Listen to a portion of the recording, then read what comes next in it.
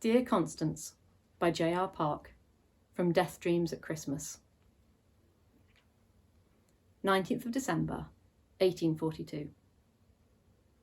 Dear Constance, I trust you are well, dear sister, and your pregnancy continues to be uneventful. As I write, I am watching the hurried dance of a turbulent blizzard, the likes of which I cannot recall, not even in the days of our youth when the weather seemed to be frequently wilder than the tame grey drizzle we now suffer daily, regardless of the season. Indeed, so bad is the bluster and heavy the falling flakes that I've offered the visiting Father Feeney a bed for the evening. No man, let alone one of holy state, should be forced to walk home across the moors in such terrible conditions. Cousin Greta and Aunt Alice arrive safely for their Christmas break. It is nothing short of a marvel to witness just how our dearest cousin has grown. The person that stood before me in the hallway was no longer the young tomboy with grays knees, but a graceful and charming woman. I wish you could be with us, but your husband is right. You shouldn't be expected to travel at such a late stage in your pregnancy, and if anything were to happen as a result of my keenness for tradition, then I should never be able to forgive myself. You shall be missed, but I shall continue to write. Yours lovingly, Gabrielle Milton. 21st of December, 1842. Dear Constance, I cannot say when my letters will reach you, but I hope the delay will be short. The snow has not stopped falling, and we have become prisoners inside my house. I shall, however, continue to write, and when the roads and fields are clear once more, I shall send them all to you. With this method put into practice, it will serve two purposes. It will ensure that I remember every account, for my memory is not improved with age. And secondly, it will allow me to feel that you are with us. If not in person, then at least you can be here in thought. I hope you and George are keeping well and not suffering the same onslaught from the elements as we are forced to endure. Christmas is a time for family, and I am saddened by your absence. But enough of my maudlin meanderings. I have played host all day, and perhaps my enforced positivity is beginning to wear. The blizzard does not abate. This afternoon, Father Feeney attempted to cross the fields and back to town, but the drifts proved deceptive, and the good father had not traversed half of the first field when he fell from view. Aunt Alice screamed as she witnessed him disappear beneath the snow line, and despite my best efforts of rescue, I was unable to find him. Thankfully, Father Feeney was a man less delicate than I presumed, and a few minutes later I heard him call out, coupled with a waving arm that signalled attention, whilst he pulled himself from the snow-covered pasture. The poor man looked blue, a mixture of shock and cold, no doubt, but he quickly returned to a more healthy shade after a few moments in front of the fire and wrapped in my warmest blanket. So it would seem that Father Feeney may be an unintentional guest, but what better company to have over Christmas than a priest? Martha and Charles will be able to cope with serving another. Cousin Greta may be full of modern values, make no mistake, but she has not forgotten her manners and is no trouble. Aunt Alice, on the other hand, has not changed and remains a boorish handful, a lady for whom it seems everything pales against her lofty standards of perfection. Still, they are all less fortunate than I, and Christmas is a time for giving, for sharing prosperity. We are well stocked for the festivities that lie ahead, therefore my house is open to them all, and I shall indeed look forward to playing the perfect host, regardless of how unusual I find it to remain full of charm and good grace without my usual morning walk. Yours lovingly, Gabrielle Milton. 22nd of December, 1842. Dear Constance, this morning, as I made my way downstairs, I was met by Martha, who wore a puzzled expression. She greeted me good morning and led me into the drawing room, where she pointed to a large box, wrapped in the most colourful of paper and tied with a bow. My delight turned to wonderment as she explained how the present was discovered. In the early hours of the morning, Charles had opened the front door, armed with a spade and an intent to clear the snow, creating a path to the road. As he stepped out into the bracing cold, Charles found the box wrapped in the same state it was presented to me, simply sat on our doorstep, in the receding gloom of early dawn. Martha went on to say that Charles could see no presence of the anonymous gift-bearer, no person, no note, not even a set of footprints. Now, of course, we both know that Martha and Charles are advanced in their years and have a tendency to turn to superstition in order to rationalise the uncanny. Charles called it a gift from Satan and wouldn't have it in the house, but Martha stopped him before he could set a light to it. And while she agreed that it must have come from something supernatural, there was nothing to say its origins lay in hell. In fact, dear Martha believes it to have come from a place somewhat more northerly than the fiery pits. She believes it to be a Christmas present from the angels, a gift for saving Father Feeney and offering him a place to stay. Of course, I believe nothing of the sort. Falling snow could easily cover footprints made in the night, erasing any trace of the path taken by our mysterious gift-bearer. The question, however, of who it could possibly have come from, or how they delivered it to us through such treacherous conditions, still perplexes me. I must confess I am intrigued, but I will play the game and wait until Christmas Day. Is it from you, dear Constance? Are you and George playing a marvellous jape on your older brother? Tricky as it may be to set up such a stunt, I would not put it past either of you to meticulously plan such a prank. Following the discovery of the present, the day has been spent in a fine mood, with everyone lending a hand to prepare the house. Even Aunt Alice seemed to enjoy herself as we indulged in the latest fad of bringing a fir tree inside and decorating it with painted cones and gingerbread men fresh from Martha's oven. I have never seen the house so alive, and I must confess a tear of happiness rolls down my cheek as I recall the atmosphere of the day. Dinner was a jovial affair full of wit and laughter, with Greta proving herself to be quite the accomplished joke-teller. I must also remark that Father Feeney has been very interested in you, dear sister, especially when I mentioned you being married to a man of the government and living in London. I do hope you find such a revelation flattering. I must be off to bed, but will no doubt write again soon. Yours lovingly, Gabrielle Milton. 23rd of December, 1842. Dear Constance, I wonder if this snow will ever thaw. Will I ever be able to take the road into town once more and greet Mr. Mayfield in the post office? I look at the letters I have written to you, amused by the growing pile.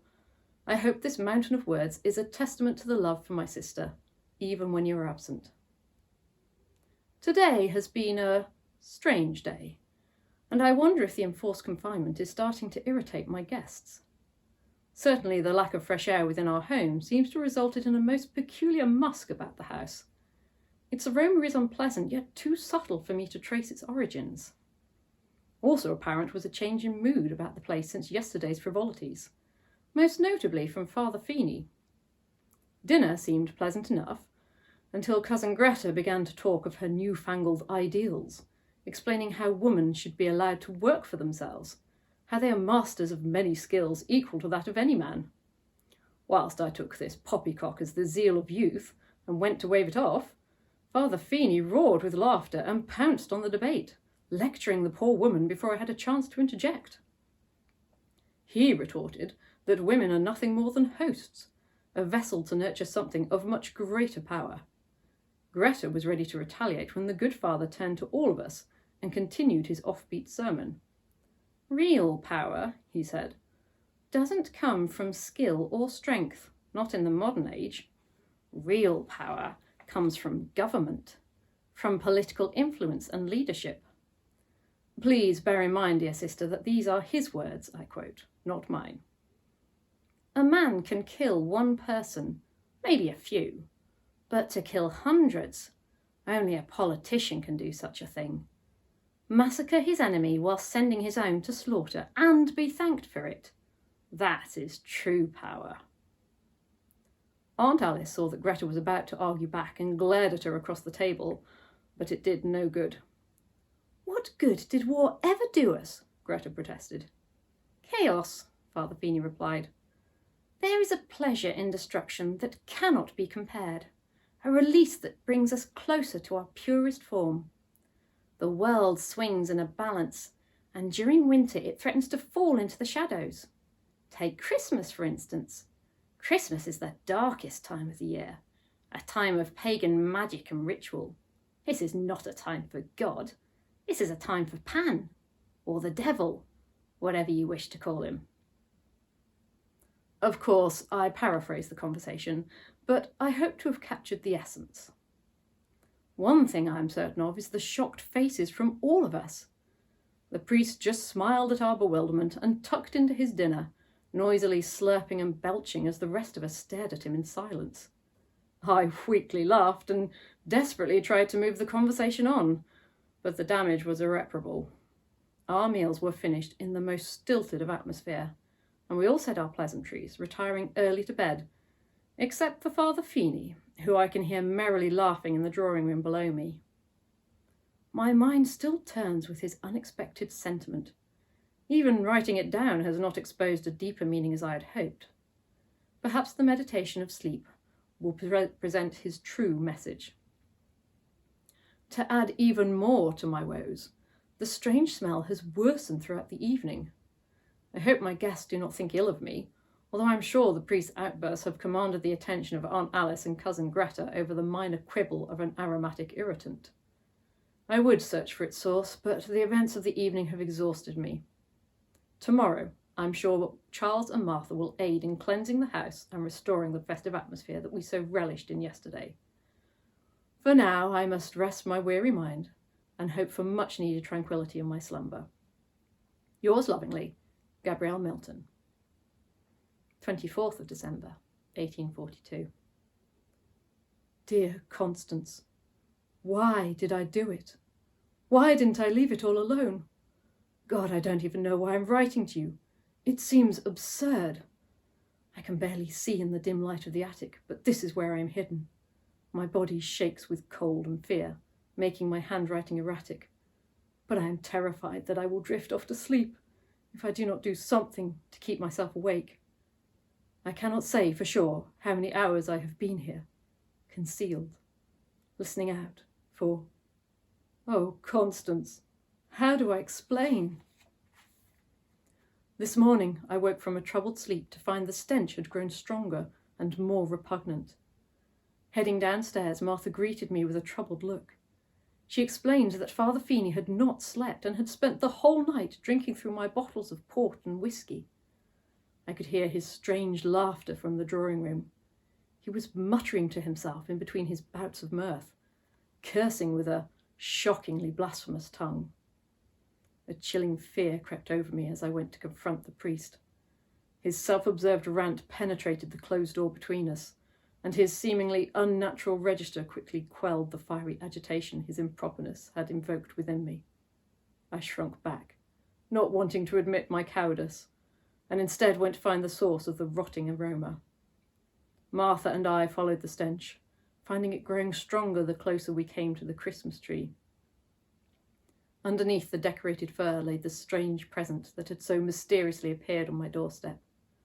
Pulling it out into the middle of the room, I was left with no uncertainty that this was the source of the vile stench.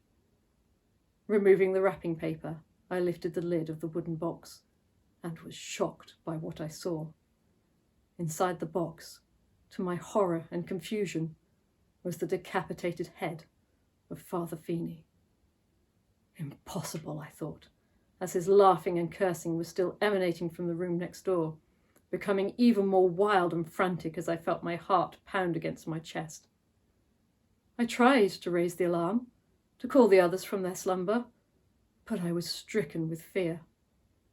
I heard the door to the drawing room open and the laughter grow louder.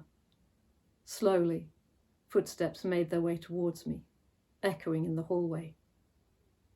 It was the face of Father Feeney that entered the room, only his eyes held the hue of something sinister.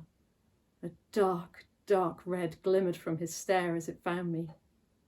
I felt myself wilt from his gaze, such evil causing me to cower.